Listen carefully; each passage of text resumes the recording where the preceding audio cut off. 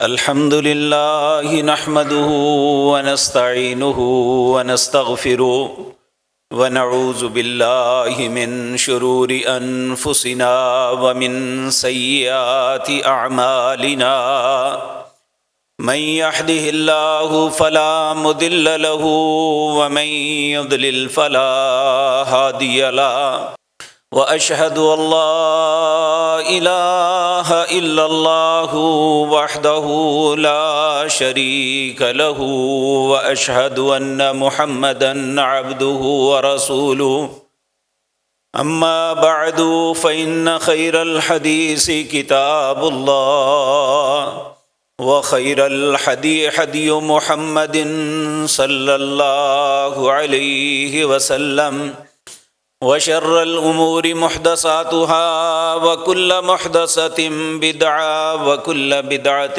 ضلالة وكل ضلالة في النار رب اشرح لي صدري ويسر لي أمري واحلل عقدة من لساني يفقهوا قولي اللهم انفعنا بما علمتنا وعلمنا ما ينفعنا وزدنا علما رب أوزعني أن أشكر نعمتك التي أنعمت علي وعلى والدي وأن أعمل صالحا ترضاه وأصلح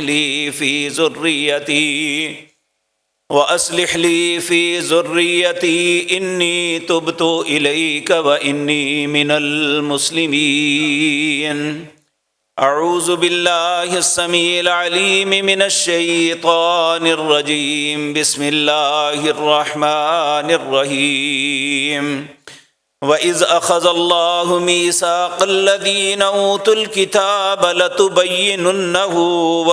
لَتُبَيِّنُنَّهُ لِلنَّاسِ وَلَا تَكْتُمُونَهُ فَنَبَذُوهُ وَرَاءَ ظُهُورِهِمْ وَاشْتَرَوْا بِهِ ثَمَنًا قَلِيلًا فَبِئْسَ مَا يَشْتَرُونَ لا تحسبن الذين يفرحون بما آتوا ويحبون أن يحمدوا بما لم يفعلوا فلا تحسبنهم بمفازة من العذاب ولهم عذاب أليم۔ حضرات محترم، اللہ مالک نے کچھ فطرت اور قانون ایسے بنائے ہیں کہ دنیا کی کوئی بھی مخلوق جب اس قانون کے مطابق چلے گی تو اس میں خیر ہوگی، اگر وہ اس قانون کو توڑے گی تو وہ خیر سے دور چلی جائے گی۔ آج بحیثیت انسان جو اشرف المخلوقات ہیں، ہم اپنے معاشروں کو دیکھتے ہیں کہ ہر آن تنزلی کی طرف جا رہے ہیں، خیر مٹتی چلی جا رہی ہے اور شر آندھی کی طرح پھیل رہی ہے۔ ہر ذی شعور انسان پریشان ہے کہ ایسا کیوں ہو رہا ہے، لیکن افسوسناک بات یہ ہے نہ تو ہم اپنی بیماری کو ڈھونڈنا چاہتے ہیں نہ اس کا علاج کرنا چاہتے ہیں، صرف اپنی بیماری پہ نوحہ کرتے ہیں کہ یہ بیماری کیوں ہے۔ یہ کوئی نہیں سوچنے کی کوشش کرتا یہ بیماری آئی کیسے۔ ہم آخر تنزلی اللہ نے ہمیں عزت سے نوازا، اللہ نے یہ فرمایا لَقَدْ خَلَقْنَا الْإِنسَانَ فِي أَحْسَنِ تَقْوِيمٍ، لیکن ساتھ ہی فرمایا یہ اپنے کردار اپنی کرتوت کی وجہ سے ثُمَّ رَدَدْنَاهُ أَسْفَلَ سَافِلِينَ، یہ ذلتوں کی اتھاہ گہرائیوں میں جا گرے گا۔ تو آج کی مجلس میں میں نے اور آپ نے سوچنا ہے کہ یہ تنزلی کی وجوہات کیا ہیں اور اس کا علاج کیا ہے۔ میں نے جو آیات آپ کے سامنے عرض کی ہیں یہ سورت آل عمران ہے، اس کی آیت نمبر 187 اور 188۔ اللہ نے انسانوں میں سے جن لوگوں کو کتاب سے نوازا جنہیں انبیاء اور رسل کی نعمت عطا کی، جن کے لیے ہدایت کے لیے رہبر اور رہنما بنا کے بھیجا، ان کے ساتھ اللہ نے ایک عہد کیا تھا۔ وہ عہد کیا تھا جس کا تذکرہ اللہ اس آیت میں فرماتے ہیں وَإِذْ أَخَذَ اللَّهُ، جب اللہ نے ان کے ساتھ جنہیں کتاب دی تھی۔ یہاں مراد یہود ہیں، لیکن یاد رکھیں جن لوگوں کو بھی اللہ نے کتاب سے نوازا، جو اللہ کی کتاب کو کتاب حق تسلیم کرتے ہیں، ہر شخص اس کا مخاطب ہے۔ وَإِذْ أَخَذَ اللَّهُ، جب اللہ نے پکڑا، میثاق، عہد، پختہ عہد، الذین، ان لوگوں سے، اوت الکتاب، جنہیں کتاب دی گئی۔ کیا عہد تھا؟ لَتُبَيِّنُنَّهُ لِلنَّاسِ، لوگوں کے ساتھ ہمیشہ حق کی اور خیر کی بات کرنی ہے، لیکن انہوں نے اس عہد کو توڑ دیا۔ وَلَا تَكْتُمُونَهُ، میں نے کہا تھا کہ کوئی بات چھپانی نہیں۔ آج ہم صرف کسی کے ساتھ وہ بات کرتے ہیں جس سے وہ خوش ہوتا ہے، ہر وہ بات چھپا لیتے ہیں جس سے وہ ناراض نہ ہو جائے، جبکہ اللہ کے ساتھ ہمارا ایگریمنٹ، ہمارا عہد یہ تھا لَتُبَيِّنُنَّهُ لِلنَّاسِ، لوگوں کے ساتھ خیر کی ہر بات کرنی ہے، وَلَا تَكْتُمُونَهُ، ان سے یہ بات چھپانی نہیں، جو ان کے حق میں بہتر ہے، جو ان کے لیے خیر ہے، جس میں وہ شر سے بچ سکتے ہیں، یعنی خیر خواہی لوگوں کے ساتھ کرنی ہے۔ نبی مکرم صلی اللہ علیہ وسلم نے فرمایا الدین نصیحہ، دین خیر خواہی کا نام ہے۔ تو آج دین نام ہے لڑانے بڑھانے کا، جو دین رسول اللہ نے دیا تھا وہ دین خیر خواہی تھی۔ تو نبی کریم اللہ رب العزت فرماتے ہیں ان اہل کتاب نے کیا کیا؟ فَنَبَذُوهُ وَرَاءَ ظُهُورِهِمْ، انہوں نے یہ ساری باتیں پیچھے پھینک دی۔ وَاشْتَرَوْا بِهِ ثَمَنًا قَلِيلًا، صرف اپنے مفاد کے پیچھے لگ گئے، بہت تھوڑے پیسوں پہ اپنی قوموں کا سودا کر دیا، تھوڑے سے پیسوں کے بدلے لوگوں کو مصیبتوں میں مبتلا کر دیا، لوگوں سے انصاف کا حق چھین لیا۔ وَاشْتَرَوْا بِهِ ثَمَنًا قَلِيلًا، تھوڑے سے مال کے لیے یہ سارے سودے، خود غرضی، یہ کمینگی کی انتہا ہوتی ہے۔ انسان صرف اپنی ذات کے ساتھ غرض رکھے، اپنی قوم کے ساتھ نہیں۔ اللہ اکبر۔ ایک واقعہ یاد آیا، مولانا ابوالکلام آزاد رحمہ اللہ کے متعلق آتا ہے، ٹرین میں سفر کر رہے تھے، ساتھ ہی ایک انگریز اپنے کتے کے ساتھ بیٹھا ہوا تھا۔ وہ کتے نے ان کے قریب آیا تو اس نے اپنے پاؤں کے ساتھ مولانا نے پیچھے ہٹا دیا، جب دوبارہ آیا پھر اس نے پیچھے ہٹا دیا، کیونکہ ہمارا دین کہتا ہے یہ ایک پلید جانور ہے، پیچھے ہٹا دیا۔ اس انگریز نے بڑا چبھتا ہوا سوال کیا، کہنے لگے مولانا آپ یہ بات تسلیم کرتے ہیں کہ یہ ایک وفادار جانور ہے؟ کہنے لگے ٹھیک ہے، تو آپ اس سے اتنی نفرت کیوں کرتے ہیں؟ جب بھی آپ کے پاس آتا ہے پیچھے ہٹا دیتے ہیں۔ مولانا نے بڑے خوبصورت اسے خاموش کر دیا، کہنے لگے اسے قرآن و سنت کی بات تو سمجھ نہیں آنی، اسے عقلی دلیل کے ساتھ سمجھاؤ۔ کہنے لگے میں نفرت اس سے اس لیے کرتا ہوں کہ یہ اپنی قوم کا دشمن ہے، ایک کتا دوسرے کتے کے ساتھ کبھی خیر نہیں کرتا، تو جب انسان بھی یہ حرکت کرے تو اس کے اور اس کے درمیان فرق کیا رہ جاتا ہے؟ کہا میں اس لیے اس سے نفرت کرتا ہوں۔ وہ خاموش ہو گیا۔ اور میرے عزیز بھائیوں، خیر اگر کسی نے اپنی قوم کے ساتھ کی ہے نا، وہ چھوٹی سی چونٹی کیوں نہیں، اللہ نے اس کا ذکر قرآن میں کر دیا۔ جب سلیمان علیہ السلام اپنے لشکروں کے ساتھ چونٹیوں کی آبادی میں داخل ہوئے، بستی میں داخل ہوئے، تو وہاں ایک چونٹی کہنے لگی یا ایھا النمل ادخلوا مساکنکم لا یحطمنکم سلیمان وجنود وهم لا یشعرون۔ اے میری قوم کی چونٹیوں، سلیمان کا لشکر آ رہا ہے، میں تمہیں متنبع کرتی ہوں، اپنے اپنے گھروں میں داخل ہو جاؤ، وہ تمہیں رون دے گا، پتہ بھی نہیں چلے گا۔ اور اس کی یہ خیر خواہی کے کلمات اللہ نے قرآن کا حصہ بنا دیے۔ اس سے معلوم ہوتا ہے کہ خیر خواہی کو اللہ کتنا پسند کرتا ہے اور خود غرضی سے کتنی نفرت کرتا ہے۔ اور خود غرض انسان کون ہوتا ہے؟ جو انا پرست ہوتا ہے، بس اپنی ذات کے علاوہ کوئی نظر نہیں آتا۔ اور یہاں بھی فرمایا جب کوئی ایسا کردار ادا کرتا ہے نا، جو اللہ کے ساتھ عہد تھا وہ توڑ دیا، چند ٹکوں کے لیے اپنی قوم کو بیچ دیا، چند ٹکوں کے لیے اپنی قوم کو مصیبت میں مبتلا کر دیا، دوسروں کے ساتھ خیر کرنے کے بجائے انہیں مصیبتوں میں مبتلا کر دیا، اور پیسے لے کے انصاف کو بیچ دیا، پیسے لے کے مقتول کے خاندان کو رول دیا اور قاتل کو چھوڑ دیا، یہ ساری باتیں خود غرضی ہیں، اور بدقسمتی سے ہمارے معاشرے کا ترہ امتیاز بن چکا ہے۔ تو اللہ رب العزت فرماتے ہیں فَبِئْسَ مَا يَشْتَرُونَ، یہ بہت برا سودا کیا ہے انہوں نے۔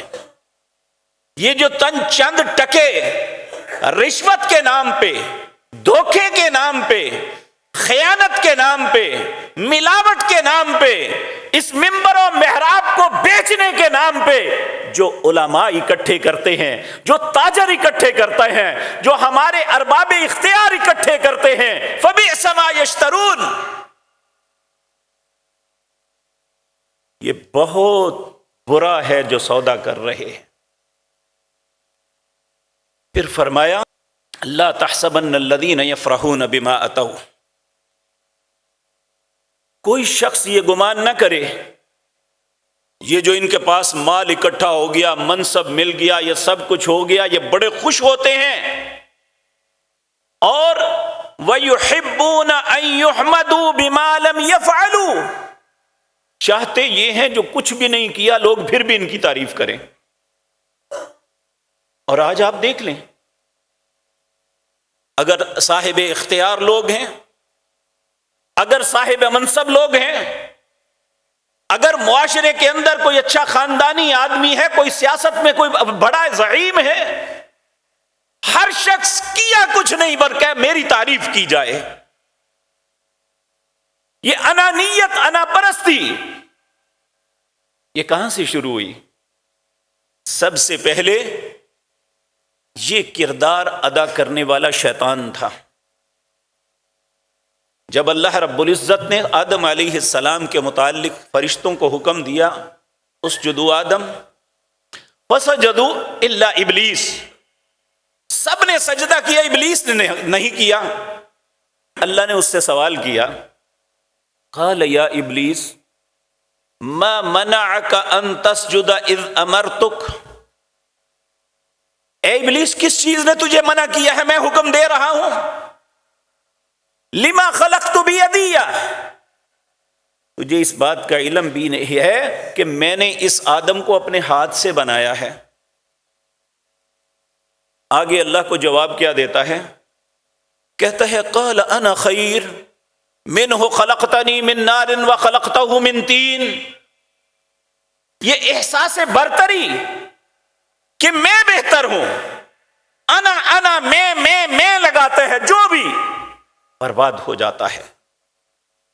سب سے پہلے شیطان نے یہ کہا انا، میں خیر، بہتر ہوں۔ اللہ نے کہا میں نے اسے ہاتھ سے بنایا ہے، پھر بھی کہنے لگا انا خیر، میں بہتر ہوں۔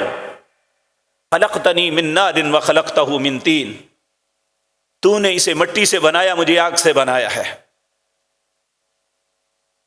اللہ رب العزت کو اس بات پہ اتنی ناراضگی، اتنا غصہ آیا، اللہ رب العزت نے فرمایا قال فاخرج منها فانک رجیم، اب تو نکل جا یہاں سے، میں جو کہہ رہا ہوں میری بات پہ تم کہتے ہو میں بہتر ہوں۔ تو یہ کردار سب سے پہلے شیطان نے ادا کیا تھا، انا خیر، انا۔ یہ انا جو ہے انسان کو لے جاتی ہے، اور خود پسندی، انا پرستی، یہ انسان کے اندر اتنی خباثتیں پیدا کر دیتی ہے.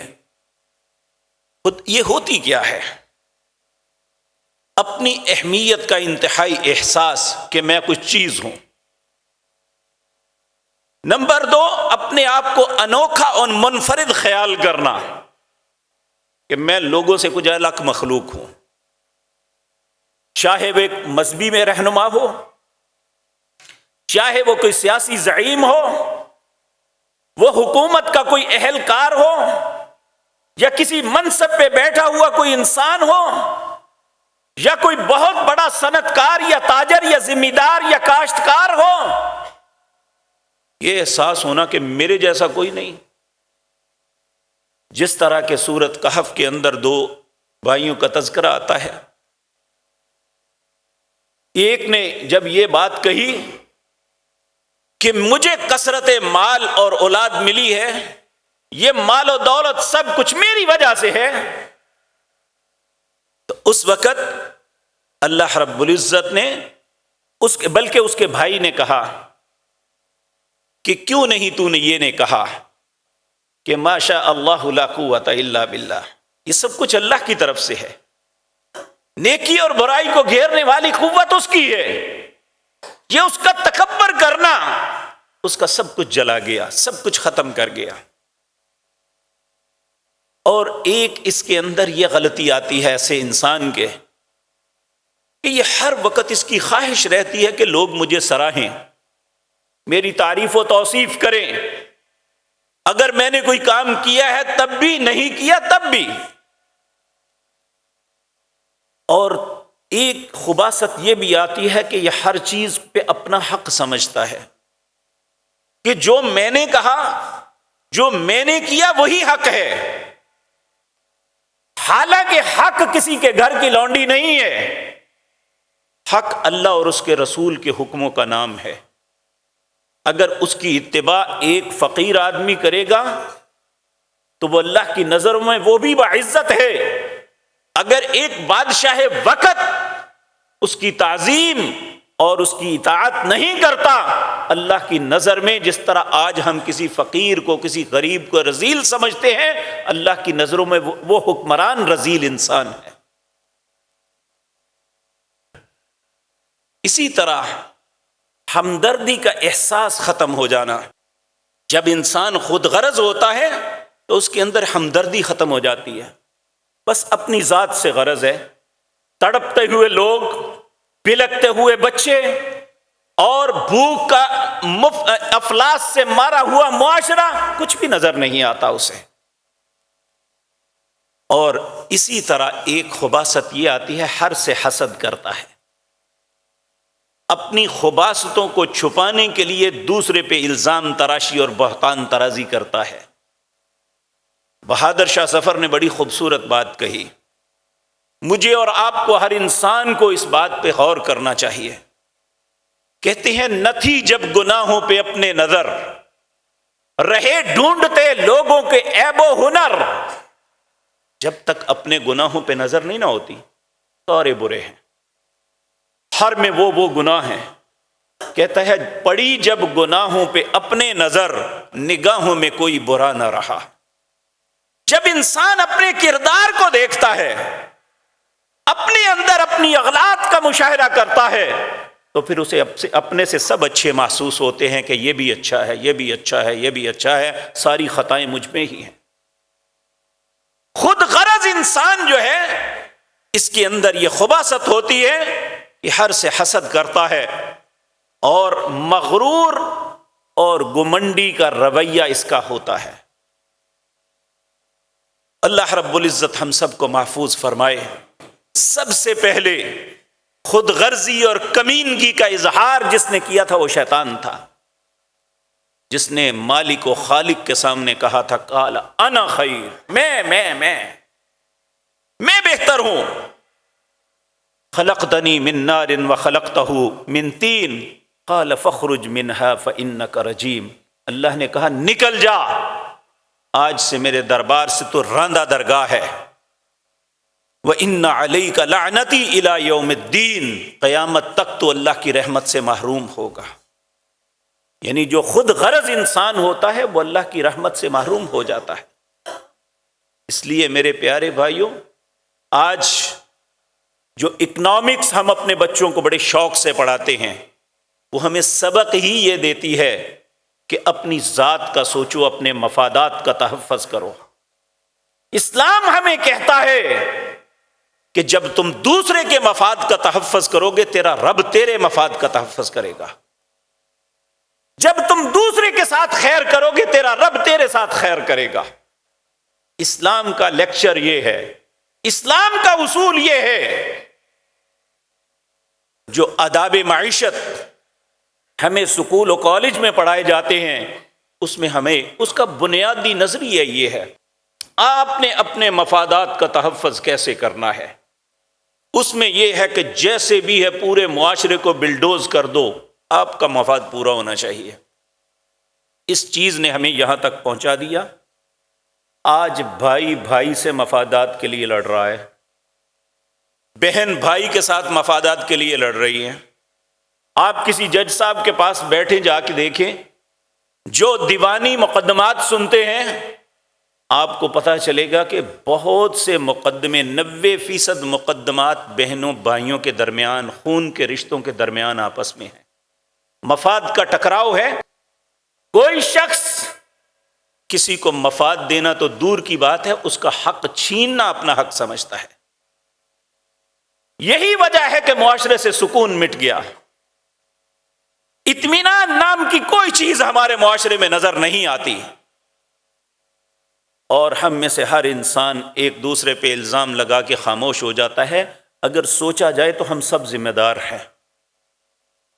اللہ مالک نے جس بات سے منع کیا تھا، ہم نے اس بات کو اپنی زندگی کا ماٹو بنا لیا ہے کہ اپنے مفاد کا تحفظ، جبکہ اللہ رب العزت کہتے ہیں نہیں۔ آپ دیکھیں، فرعون ایک حکمران تھا، اسی مفادات نے ایک خواب آئی کہ بنی اسرائیل کا ایک بچہ مجھے میری حکومت کے خاتمے کا سبب بنے گا۔ اپنی حکومت کو بچانے کے لیے اور اپنے مفاد کے تحفظ کے لیے 70 سال تک بنی اسرائیل کے بچوں کو قتل کرتا رہا، اور اس چیز نے اتنا اسے متکبر بنا دیا کہ ایک دن اس نے یہاں تک کہہ دیا انا ربکم الاعلی، نعوذ باللہ من ذالک، کہ سب سے اعلیٰ میں رب ہوں۔ جب وہ اتنا بڑھ گیا نا تو فأخذہ اللہ، اللہ کہتے ہیں میں اسے پکڑ لیا پھر، اور جب اسے مارا نا، حالانکہ وہ مرتے وقت کلمہ پڑھ رہا تھا، لا الہ الا الذی آمنت بہ بنو اسرائیل وانا من المسلمین، میں فرما بردار ہو گیا، بنی اسرائیل کے رب پہ ایمان لایا، لیکن اس وقت توبہ کا دروازہ اس کے لیے بند ہو چکا تھا۔ تو اللہ رب العزت نے اس وقت کہا انہ کان عالیا من المسرفین، یہ بہت بڑا بننے کی کوشش کرتا تھا، حد سے بڑھ گیا تھا، اس لیے میں نے اسے توڑ کے رکھ دیا۔ فأخذہ اللہ، پھر اللہ نے اسے پکڑ لیا۔ یاد رکھیں، تکبر کرنا، انا پرستی، خود غرضی، یہ اللہ رب العزت کو قطعاً پسند نہیں ہے۔ اسی طرح قوم موسیٰ کے اندر ایک شخص تھا جس کا نام قارون تھا۔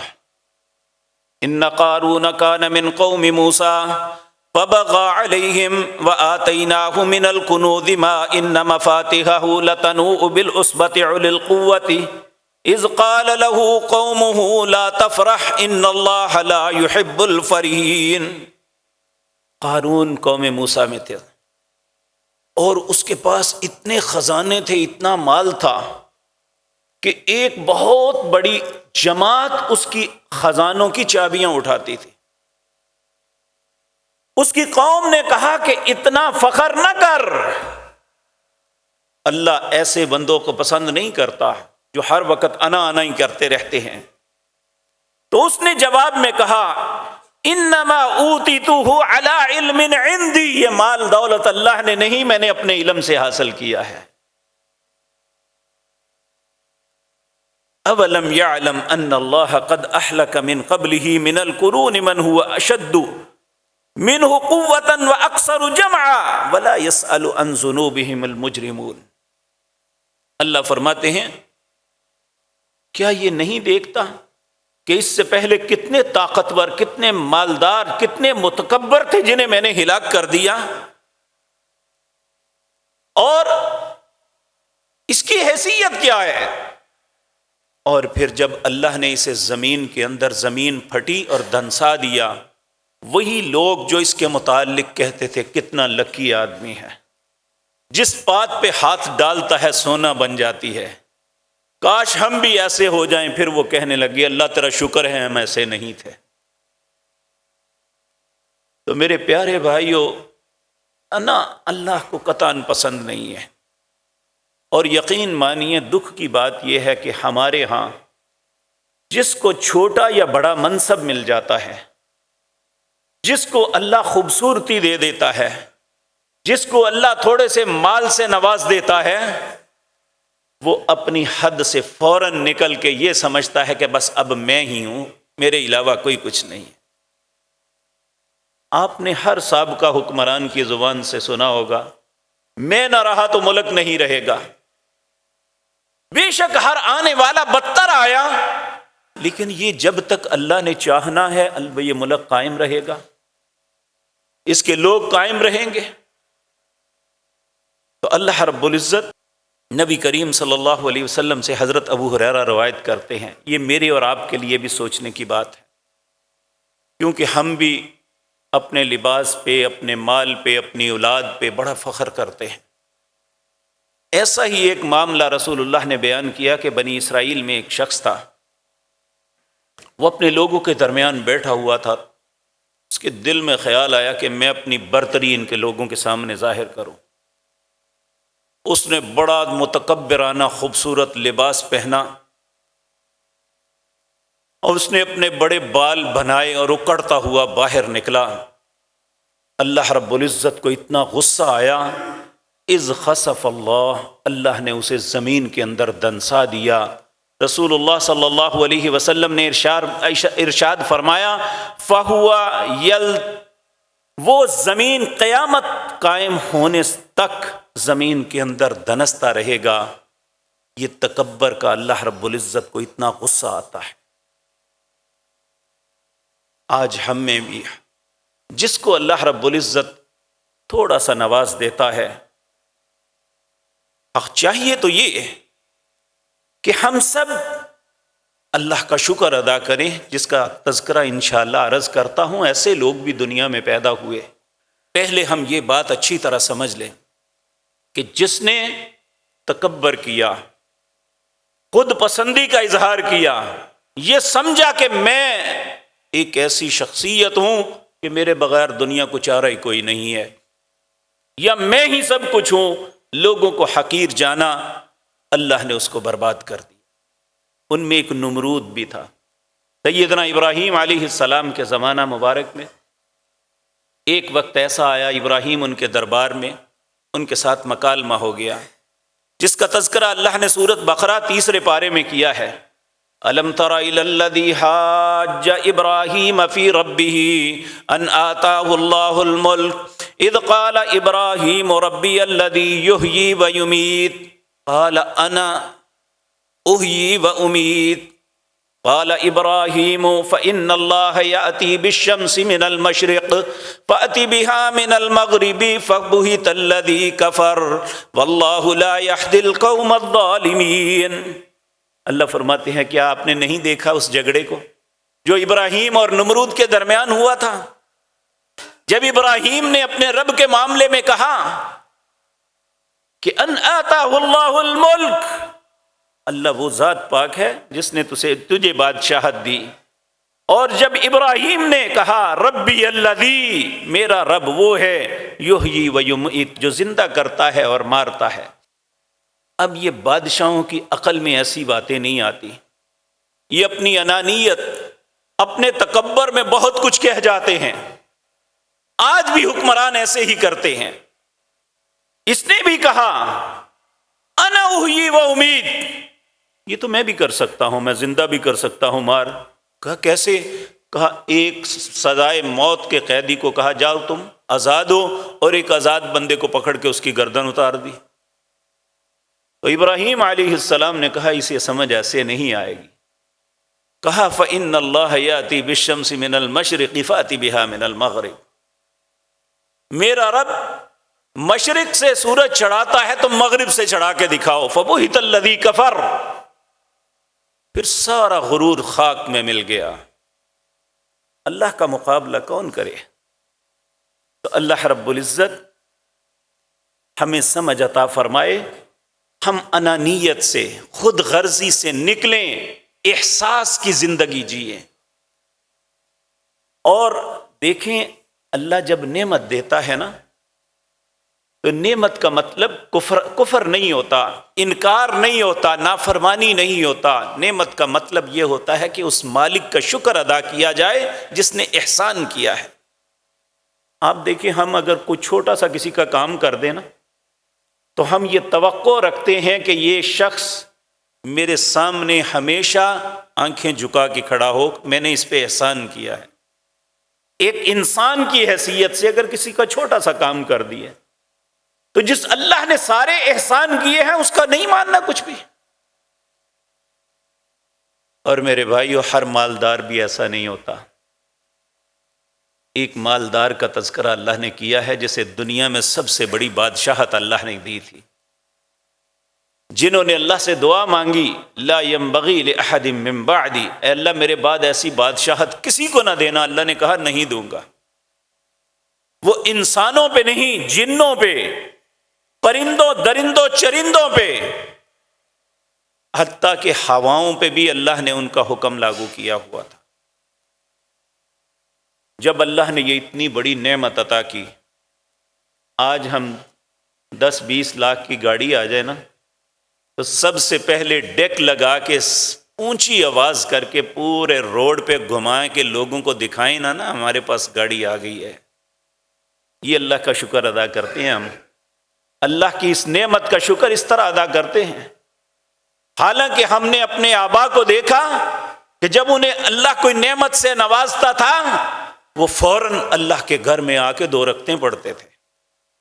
اولاد دیتا تو آ کے اللہ کے سامنے سجدہ ریز ہوتے۔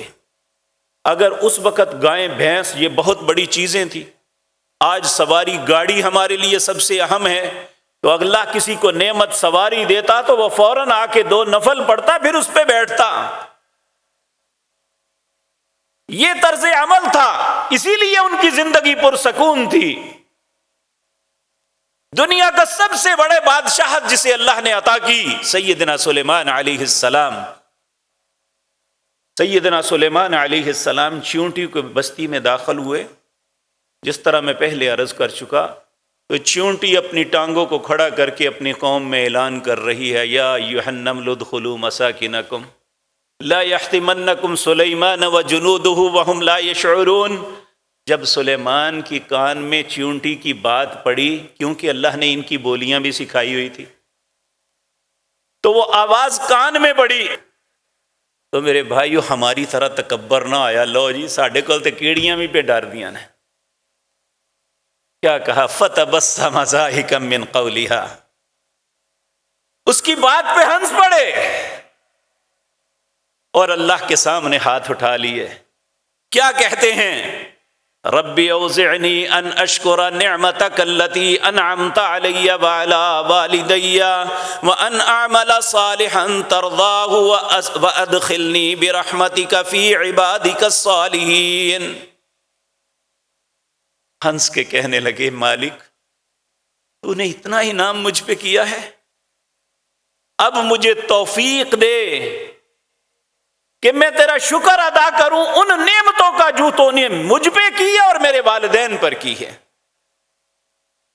باپ بھی بادشاہ ہے، سیدنا داؤد علیہ السلام کو بھی اللہ نے سلطنت عطا کی، سیدنا سلیمان علیہ السلام کو ایسی سلطنت دی کہ کبھی کسی کے پاس نہ ہوئی، نہ پہلے تھی نہ قیامت تک ہوگی۔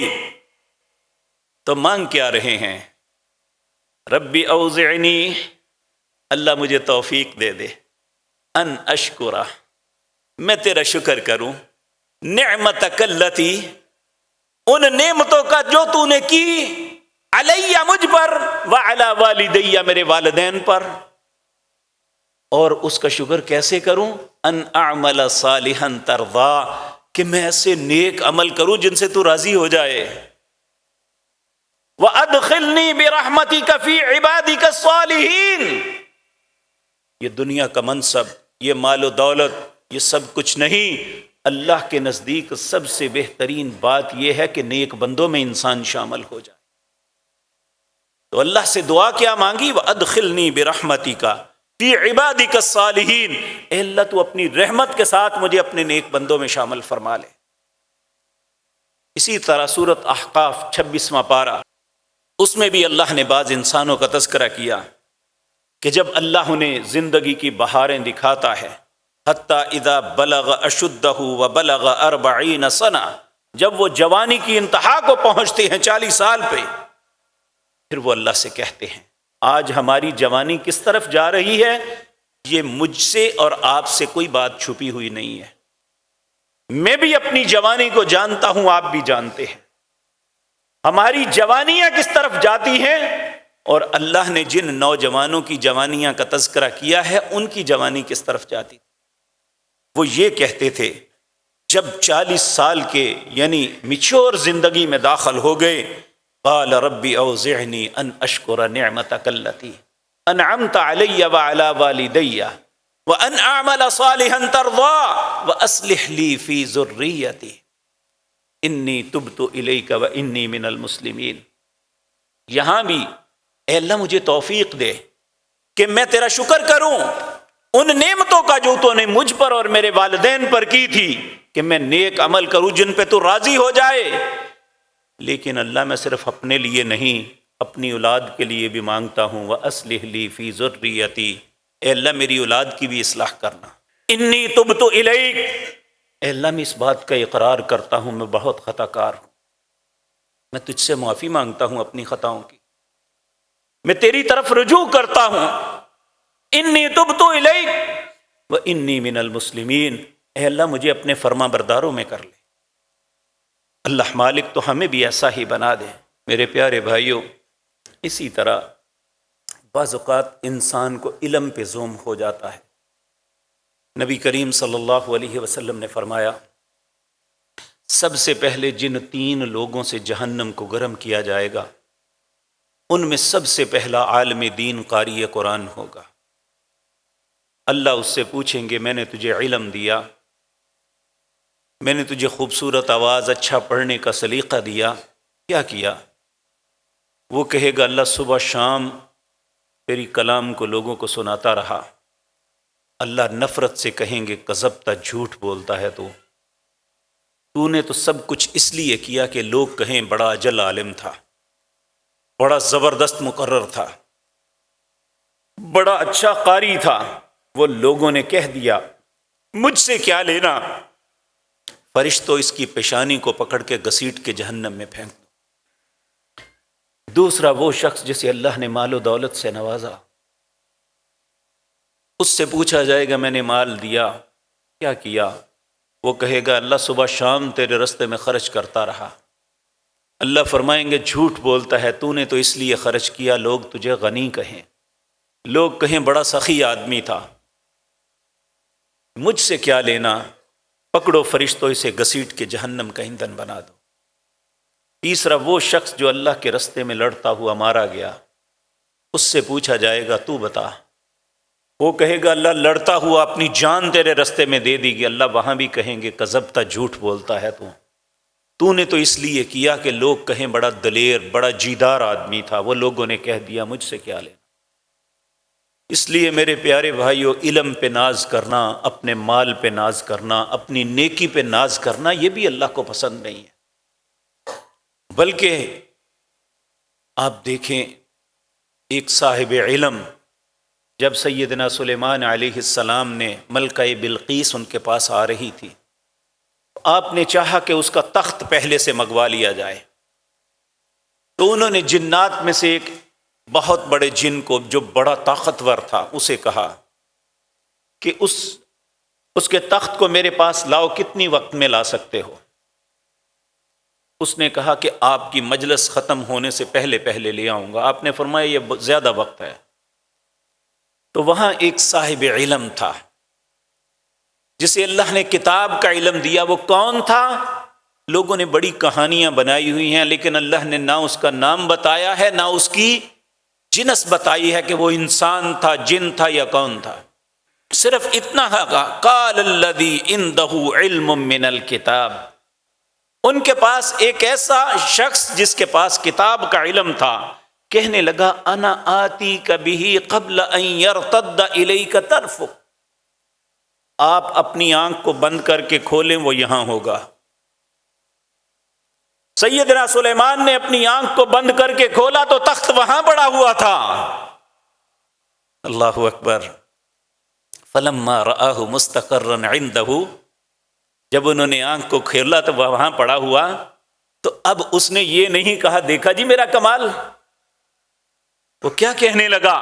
کہنے لگا قال ھذا من فضل ربی. یہ جو کچھ ہے میرے رب کا فضل ہے. لیبلونی ااشکر ام اکفر، کہ میرے رب نے مجھے آزمایا ہے. یہ علم دے کہ میرے رب نے مجھے آزمایا ہے کہ میں شکر کرتا ہوں یا کفر کرتا ہوں. ومن شکر فانما یشکر لنفسہ. انہوں نے ایک سبق دیا مجھے اور آپ کو سب کو. جو نعمتوں پہ اللہ کا شکر کرے گا وہ اپنی ذات کے لیے شکر کرے گا. ومن کفر فان ربی غنی کریم. اور جو کفر کرے گا تو تیرا رب بے پرواہ ہے، اسے کسی کی کوئی پرواہ نہیں ہے. تو میرے پیارے بھائیو، ہمارے لیے یہ سبق ہے. ہمیں علم کی نعمت ملے، ہمیں مال کی نعمت ملے، ہمیں اولاد کی نعمت ملے، ہمیں کوئی منصب مل جائے، وہ چھوٹا ہے یا بڑا، اللہ حکومت سے نواز دے تو اس کا شکر یہ ہے کہ لوگوں کی خیر خواہی کرے. جب ہم اس احساس سے نکل جائیں گے، خود غرضی میں آ جائیں گے، تو اللہ رب العزت کو یہ بات پسند نہیں ہے. اللہ ہم سے یہ بھی تقاضا نہیں کرتا.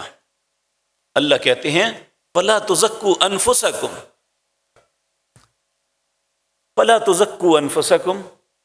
اپنی پاکیزگی نہ بیان کیا کرو. هُوَ أَعْلَمُ بِمَنِ اتَّقَىٰ. جو تمہیں دیکھتا ہے وہ تم سے زیادہ جانتا ہے کون تقوی والا ہے.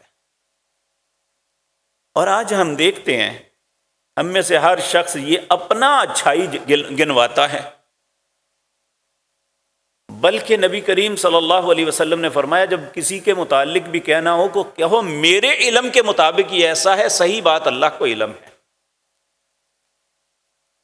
ہم کسی کو جنت میں کسی کو جہنم میں جس کو مرضی داخل کر دیتے ہیں. تو اللہ رب العزت ہم سب پہ رحم فرمائے. نبی کریم صلی اللہ علیہ وسلم نے ہمیں یہ بات فرمائی کہ یہ میرے رب نے کہا یا عبادی، اے میرے بندو، انما ہی اعمالکم احصیہا لکم. میں تو تمہارے اعمال گن گن کے شمار کر کر کے رکھ رہا ہوں. ثم اوفیکم ایہا، پھر میں اس کا پورا پورا تمہیں بدلہ دوں گا. فمن وجد خیرن، اگر کسی کو توفیق ملتی ہے اچھائی کرنے کی، فلیحمد اللہ، یہ نہ کہ میں نے یہ کیا، وہ اللہ کی تعریف کرے. ومن وجد غیر ذالک فلا یلومن الا نفسہ. اگر نیکی کے علاوہ کچھ اور ہوتا ہے تو پھر اپنی ذات کو ملامت کرے کہ مجھ سے یہ کیا ہو گیا. تو نیکی گنوانا یہ بھی ایک خود غرضی ہے. اور آج ہر جگہ کوئی انسان چھوٹا سا بھی کام رفاہیت کا کر دے، بس گنوانا شروع، میں نے یہ کیا جی، میں نے یہ کیا، ہم نے ایسے کیا. دنیا کا سب سے بہترین کام ایک باپ بیٹے نے کیا تھا، اللہ کا گھر بیت اللہ تعمیر کیا. وَإِذْ يَرْفَعُ إِبْرَاهِيمُ الْقَوَاعِدَ مِنَ الْبَيْتِ وَإِسْمَاعِيلُ رَبَّنَا تَقَبَّلْ مِنَّا إِنَّكَ أَنْتَ السَّمِيعُ الْعَلِيمُ.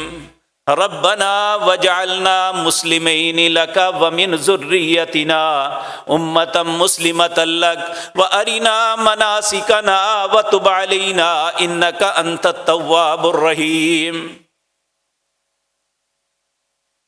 آج ہم مسجد بنوا دیں تو لکھ کے لگا دیتے ہیں فلاں نے بنائی جی، ہسپتال بنا دیں تو لکھ کے لگاتے ہیں، کمرہ بنوا دیں تو باہر لکھتے ہیں بیاد فلاں۔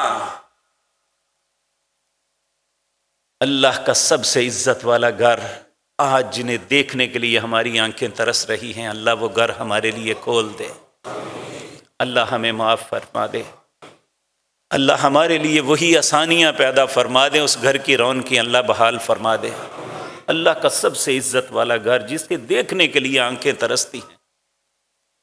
یقین جانیے کوئی عمل کریں تو اس کا اجر ہوتا ہے، کسی چیز کو دیکھنے سے ثواب نہیں ہوتا سوائے بیت اللہ کے، اسے دیکھیں بھی تو اللہ ثواب دیتے ہیں۔ اس گھر کو بنایا، وَإِذْ يَرْفَعُ إِبْرَاهِيمُ الْقَوَاعِدَ مِنَ الْبَيْتِ، جب ابراہیم اور اسماعیل نے اس کی دیواروں کو بلند کیا، جب مکمل کیا تو اللہ سے سامنے ہاتھ اٹھا لیا، ربنا تقبل منا انک انت السمیع العلیم، اے اللہ اسے قبول کر لینا تو سننے والا اور جاننے والا ہے۔ ربنا وجعلنا مسلمین، اے اللہ جو کیا ہے اس پہ فخر نہیں، ہم دونوں کو اپنا فرما بردار بنا لینا۔ ربنا وجعلنا مسلمین لک، صرف اپنا فرما بردار بنانا، ومن ذریتنا امۃ مسلمۃ لک، اور ہماری اولاد میں سے بھی ایک امت ہو جو تیری فرما بردار ہو۔ وَأَرِنَا مَنَاسِكَنَا، اے اللہ اس گھر میں حج کے طریقے ہمیں سکھا دے۔ وَتُبْ عَلَيْنَا إِنَّكَ أَنْتَ التَّوَّابُ الرَّحِيمُ، اے اللہ ہماری توبہ کو قبول کر لینا، تو بڑا ہی توبہ قبول کرنے والا مہربان ہے۔ تو میرے پیارے بھائیو، اللہ کو شخصیت ایسی پسند ہے جو اچھا کرے بھی تو اسے اللہ پہ چاہے، اور پھر اللہ سے توفیق مانگے کہ اللہ مجھے اور توفیق دے دے۔ اللہ مالک ہمیں بھی ایسا ہی مسلمان بنا دے۔ تو میرے پیارے بھائیو، جو پہلے عرض کیا، خود پسندی، انا پرستی، خود ستائشی، خود غرضی، یہ شیطان کا شیوا ہے، یہ نمرود کا شیوا ہے، یہ قارون کا شیوا ہے۔ اللہ رب العزت ایسی خباثت سے ہر مسلمان کو محفوظ رکھے۔ اللہ مالک ہم پہ رحم فرمائے۔ اللہ ہمیں خود غرضی کے جال سے نکال کے ہمیں احساس کے سمندروں میں بھیج دے، ہمیں احساس، ایک دوسرے کے لیے احساس پیدا کر دے۔ آپ مسلمانوں کے لیے دعا مانگتے تو کیا مانگتے؟ اللہم اغفر لجمیع المسلمین والمسلمات والمؤمنین والمؤمنات الاحیاء منہم والاموات اللہم الف بین قلوبہم، اے اللہ مسلمانوں کے دل آپس میں سب کے ملا دے۔ آج ہمارے دلوں میں نفرت بھری ہوئی ہے، آج ہمارے دل ایک دوسرے کے بغض سے بھرے ہوئے ہیں، ہم نے خود غرضی نے بھائی کو بھائی سے جدا کر دیا ہے۔ اے اللہ ہمیں احساس پیدا کرنے والا بنا دے، اور یاد رکھیں بڑا بننا دنیا میں کوئی بہت بڑی بات نہیں ہے۔ اللہ کے ہاں عزت کسے ملے گی؟ تلک الدار الآخرۃ نجعلها للذین لا یریدون علوا فی الارض ولا فسادا، آخرت کا گھر صرف ان کے لیے ہے جو بڑا بننے کی کوشش نہیں کرتا اور نہ زمین میں فساد پھیلاتا ہے۔ اے اللہ ہمیں اپنا فرما بردار بنا دے، اپنی فرما برداری پہ زندہ رکھنا، اسی پہ موت نصیب فرمانا۔ اقول قولی ھذا واستغفر اللہ۔